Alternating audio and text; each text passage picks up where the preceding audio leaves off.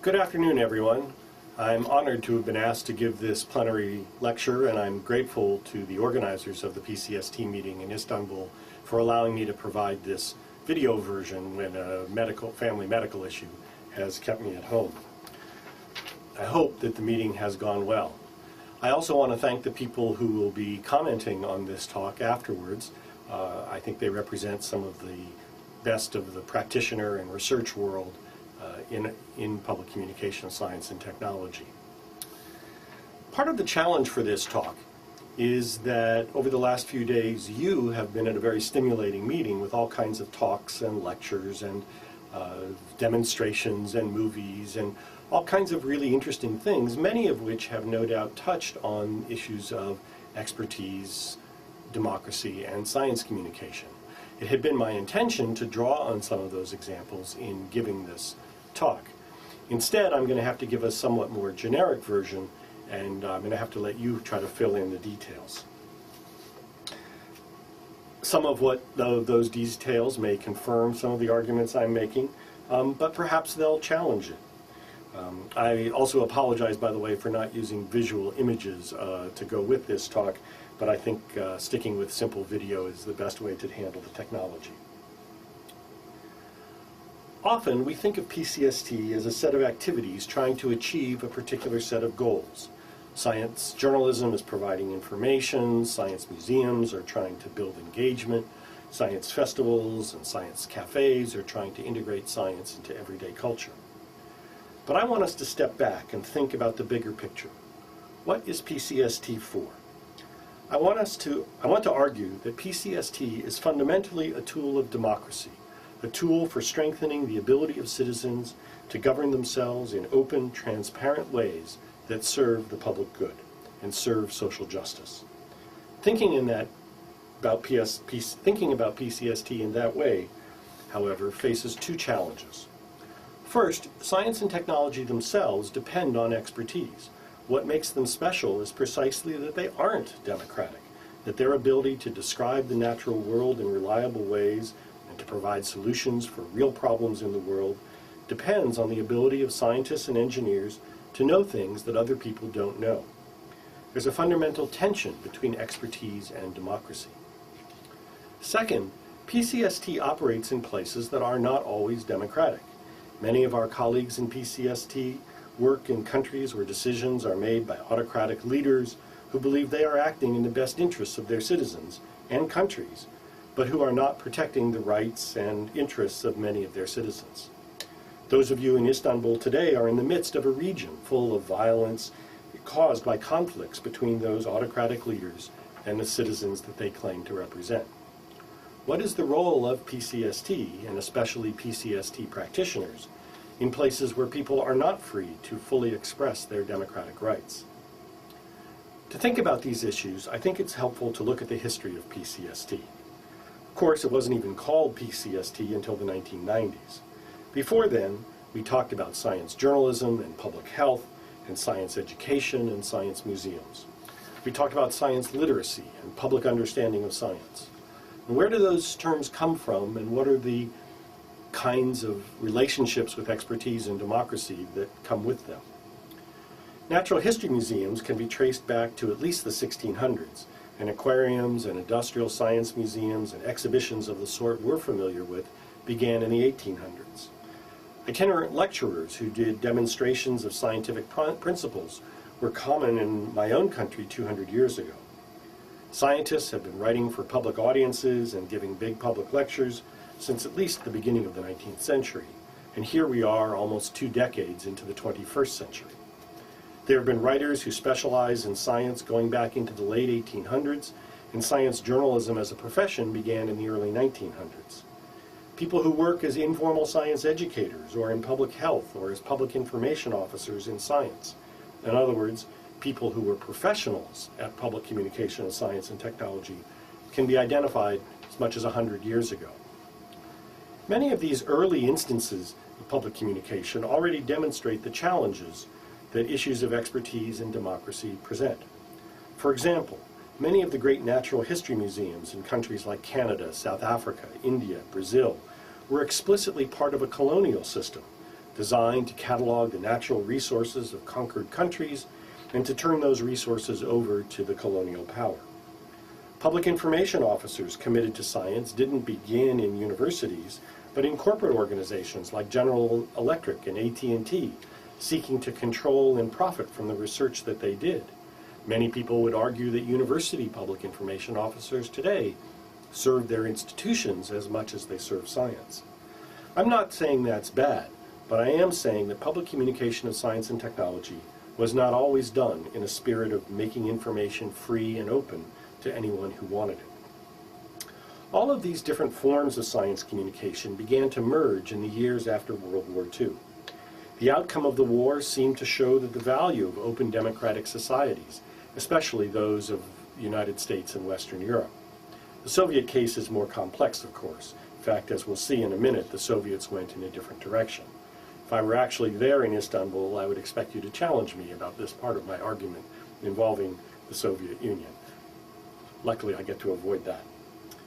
The war also showed the importance of scientific development. The atomic bomb, of course, was critical, but so were the proximity fuse and radar and penicillin, all scientific developments that had a major impact on the outcome of the war, and that seemed to show the inherent connection between science and democracy. Indeed, during the war years, the great sociologist Robert Merton developed his norms of science. These were the principles that he said guided all science: communal ownership of information, universalism or equal meaning of knowledge everywhere, disinterestedness or commitment to rational assessment of evidence, and organized skepticism, the institutionalization of that rational assessment. Although these came to be known as the norms of science, or standards of science, Merton originally developed them in articles that he called Science and the Social Order and A Note on Science and Democracy. For him and for many people after World War II, the identification of science and democracy was a fundamental identification. So, in the years after the war, people who worried about building a more democratic world also worried about making science more widely available. By the early 1950s, discussions about public understanding of science were common. Then, as the Cold War developed, and especially after the launch by the Soviet Union of the first satellite, Sputnik, the political importance of building better science literacy, as it was then beginning to be called, was again reinforced. The idea of expertise was especially strong in the United States, where scientists led the charge in the 1960s to reshape science education so that it was focused on producing the best and the brightest scientists, not on serving all citizens, but on producing the best and brightest scientists, not just for social good, but in order to defend the Western style of democracy against the Soviet version of communism. But at the same time, a different vision of the relationship between science and democracy was emerging in the 1960s. Many people, including many leading scientists, began to question whether so-called democratic governments actually represented their own citizens. In the United States, this came out in the civil rights movement and eventually in the movement against the Vietnam War. In Europe, this emerged in the student riots of 1968 in France and Germany and elsewhere. According to our colleague Pierre Fayard, who hosted the first meeting of what is now this PCST network in Poitiers, France in 1969, the movement that we now call public communication of science and technology emerged with these challenges to authority in 1968. We can see it in the development of Culture Scientifique in France. We can see it with the opening of the Exploratorium in San Francisco in 1969. The Exploratorium wasn't the first interactive science museum, but it came with an expanded and explicit political commitment to challenging the way that science and society interacted. The 1970s brought us an explosion of PCST activities and also of scholarship on PCST. I've already mentioned the Exploratorium. The Ontario Science Centre also opened that year, and by the late 1970s there were so many of these new kinds of science museums that the new Association of Science Technology Centers had been founded. Science radio and science television had been moving along slowly, and then the late 1970s brought a boom of popular science magazines and radio shows and television shows. They also brought us new definitions of science literacy and the development of regular surveys of public knowledge of and attitudes towards science. In 1985 came the classic Bodmer Report in the United Kingdom on public understanding of science, calling for more attention to the field. Much of this activity came in an unreflexive way, supported by the science community because of its belief that to know science is necessarily to appreciate science. The ideology of science by this time was that it was both entirely objective and entirely good. Despite the historical evidence that the science enterprise has always been deeply shaped by its historical and political context, and that sometimes means that science can be used for socially reprehensible purposes, such as the development of chemical or biological weapons. But one of the effects of the Bodmer Report was the increased attention to research on PCST, and much of that research began to question the purposes of science communication, and especially the relationship between expertise and democracy. Studies of sheep farmers in Cumbria, of families dealing with complex genetic diseases, and of communities living downwind of nuclear power plants all showed that expertise is not a simple thing. People without formal education, without the certification of a degree or a professional job as a scientist, can nevertheless make significant contributions to understanding scientific issues, especially as they move from isolated laboratories, as those issues move from isolated laboratories to real-world situations. This research led, by the 1990s, to two new terms in the PCST world: public engagement and citizen science. At the same time, the rapid emergence of the World Wide Web created all kinds of new opportunities for science communication. All of us were excited by these new opportunities and looked for new ways to produce information about science for diverse audiences. We also celebrated the ways that greater access to information across many social groups and international boundaries might increase democracy. Yet here again, our lack of reflection sometimes kept us from seeing the tensions. Many of the early users of the term public engagement were people who came to PCST from the social critique of science. To engage the public would be to fundamentally alter the governance of science, these people believed. The power to set scientific agendas, to set social priorities, to define how science and politics might best work together. Public engagement meant moving these away from experts and politically powerful elites, and instead truly engaging broad publics in their own control of society. This movement didn't deny that science produces reliable knowledge about the natural world. Instead, it focused on how knowledge, politics, and power intersect and interact. Many other members of the PCST community saw public engagement differently. For them, engagement isn't about politics, but about education. It's about attitude and cognitive attention. A science museum or a science fair should engage people by getting them excited about science, by getting them to spend time thinking about or even pursuing science. People in this community often focused on science as a thrilling intellectual endeavor, or on science as a process for solving critical social problems such as water quality, or food security, or energy sustainability. They were less interested in the politics of how these problems came to exist, even if science itself, or the scientists who operated as experts in elite settings, had played some role in creating those problems.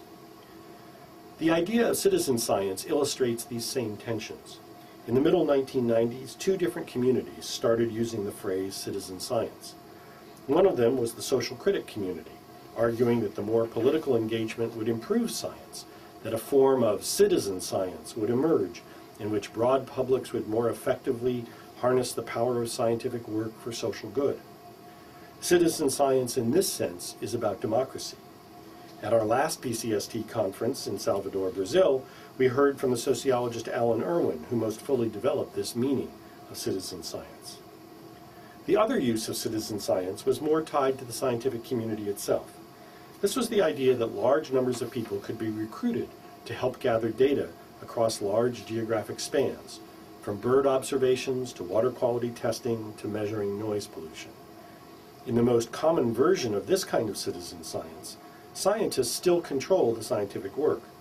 The tension and between expertise and democracy wasn't at risk, as scientists, the experts, still decided what counted as science. What's fascinating to watch today is how these different strands of expertise, democracy, and science communication are coming together. Citizen science now often involves local communities challenging established political powers, getting them to address problems of air or water pollution. Even for what's sometimes called contributory citizen science, where scientists are in control of the process, the expertise of public contributors is recognized as fundamental and necessary in order to produce good scientific data and good scientific results. Moreover, science communication is built into these projects to recruit participants, to explain the scientific process, to present the results. In this sense, citizen science and the democratic vision of the different meanings of citizen science are coming together. A similar evolution is happening in other areas of PCST. By the 1980s, for example, science journalism had become a specialized area of journalism, requiring deep expertise both of journalism and of science. Many science journalists spent considerable time and effort policing the boundaries of their expertise, showing how important it was to distinguish between journalism and public information, between explanatory science writing and investigative science journalism. For them, this was an important distinction, in part because of the critical role that independent journalism plays in democratic societies. But then along came the internet. Today, we don't know who counts as a science journalist. Deborah Bloom, a leading science journalist who I hope is in the audience today, I know she was planning to attend the meeting, is organizing a conference later this year called Are We All Science Journalists Now? The point of that meeting is that the line between expert science journalists and other kinds of people who produce science journalism, scientists, public information officers, high school students, patients, etc., is extraordinarily hard to identify in a web-connected world. Moreover, in countries with more control over the media, such as China and many countries in the Middle East, the idea that science journalism or that science journalists are independent experts is easy to challenge. So what does all that mean for those of us in the PCST community, whether we are practitioners or researchers? I don't think it means we need to choose between these different meanings of PCST or these different goals. I don't think we need to decide if we are for science or for social critique. I don't think we have to decide if we're interested in educational engagement or political engagement. I don't think it means we have to decide if citizen science is about societal governance or about large data gathering projects. But to be professionals in our field, whether we are professional practitioners or professional researchers, we need to be reflective. A lawyer doesn't go to law school to learn to write a contract. A lawyer goes to law school to learn to think like a lawyer. That's what makes a lawyer a professional. You can make a similar argument about being a physician. It's not knowing which medicines to prescribe that makes someone a physician. Instead, it's that ability to reflect on the patient and the social setting and the economics and so forth. Similarly, I think that we in the PCST community need to be reflective in order to be professionals. I think that each of us, as practitioners or as researchers, needs to be aware of the tensions between democracy, expertise, and science communication. We need to be attuned to the times when those tensions affect our work. We need to be aware of when the source of our funding shapes the stories or exhibits or demonstrations or research that we produce. We need to be questioning what exactly our expertise is in. We need to think about what democracy means in our own countries and how our work contributes to that democracy. These are big issues, and I don't think they lead to single answers. I truly wish that I was there to continue this discussion with you. I hope that you'll find an opportunity to talk about it among yourselves, and I look forward to hearing what you've talked about and to continuing the conversation with you in future years. Thank you very much again.